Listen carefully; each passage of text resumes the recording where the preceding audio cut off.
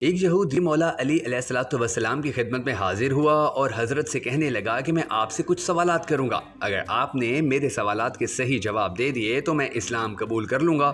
مولا نے فرمایا کہ یہ تو ٹھیک ہے، مگر تو میرے جوابات کے صحیح یا غلط ہونے کی تصدیق کیسے کرے گا؟ یہ سن کر اس یہودی نے اپنی آستین سے ایک کتاب نکالی اور کہا، میں نے اس کتاب کو اپنے آباء و اجداد سے ورثے میں پایا ہے۔ اس کتاب کو موسیٰ بن عمران نے لکھوایا تھا اور اس میں وہ سب کچھ لکھا ہے کہ جو میں آپ سے دریافت کرنا چاہتا ہوں۔ مولا نے فرمایا کہ تم مجھ سے جو چاہتا ہے وہ سوال کر۔ یہودی نے امام سے پہلا سوال کیا اور پوچھا کہ وہ پہلا پتھر کون سا ہے کہ جو آسمان سے زمین پر نازل ہوا تھا۔ حضرت علی نے سوال سن کر فرمایا کہ یہودیوں کا گمان یہ ہے کہ جنت سے زمین پر آنے والا پہلا پتھر بیت المقدس کا پتھر ہے، لیکن یہودیوں کا یہ عقیدہ غلط ہے۔ جنت سے زمین پر آنے والا پہلا پتھر حجر اسود ہے کہ جو حضرت آدم کے ساتھ بہشت سے زمین پر نازل کیا گیا تھا۔ یہ پتھر رکن کے مقام پر رکھا گیا کہ جو آج تک بیت الحرام میں ہے۔ یہ جواب سن کر یہودی نے اگلا سوال کیا کہ وہ چشمہ کون سا ہے کہ جو سب سے پہلے زمین پر جاری ہوا۔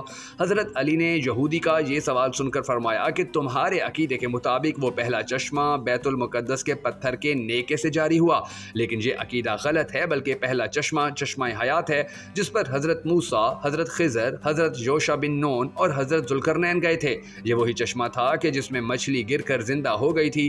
یہ جواب سن کر یہودی نے اگلا سوال کیا اور پوچھا کہ وہ کون سا درخت ہے جو زمین پر سب سے پہلے پیدا ہوا۔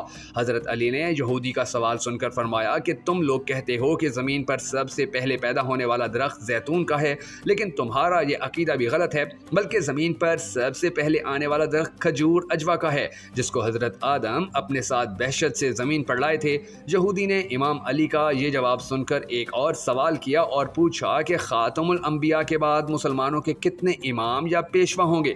حضرت علی نے یہودی کو یہ سوال سن کر فرمایا کہ خاتم الانبیاء کے مسلمانوں کے بعد 12 امام ہوں گے جو کسی ظالم کے ظلم اور کسی مخالف کی مخالفت سے کبھی دل تنگ نہ ہوں گے۔ یہودی نے یہ جواب سن کر اگلا سوال کیا کہ خاتم الانبیاء کس بہشت میں رہیں گے؟ حضرت علی نے فرمایا کہ رسالت مآب بہشت عدن میں رہیں گے، یہ جنت کے وسط میں بہت ہی بلند جگہ ہوگی اور عرش سے بہت قریب ہوگی۔ یہودی نے پوچھا کہ اس منزل پر آپ صلی اللہ علیہ وسلم کے ساتھ اولین مقام پر اور کون ہوں گے؟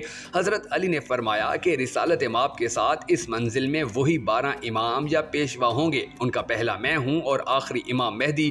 یہودی نے یہ جواب سن کر کہا، میرا آپ سے آخری سوال یہ ہے کہ آپ اپنے نبی کے بعد کتنا عرصہ زندہ رہیں گے اور آپ کی موت کس طرح واقع ہوگی؟ حضرت علی نے فرمایا کہ میں نبی کے بعد 30 سال زندہ رہوں گا اور تلوار کے زخم سے شہید ہوں گا۔ یاد رکھنا کہ میرا قاتل ناقہ صالح علیہ السلام کو قتل کرنے والے سے بدتر ہوگا۔ یہ تمام جواب سن کر یہودی رونے لگا اور اسلام قبول کرتے ہوئے کہا، اشہد ان لا الہ الا اللہ و اشہد ان محمد رسول اللہ۔ دوستو، اگر آپ کو ہماری یہ ویڈیو پسند آئی ہو اور آپ مولا علی سے محبت کرنے والے ہیں تو صدقہ جاریہ سمجھتے ہوئے ہماری اس ویڈیو کو لائک اور شیئر ضرور کر دیجیے گا۔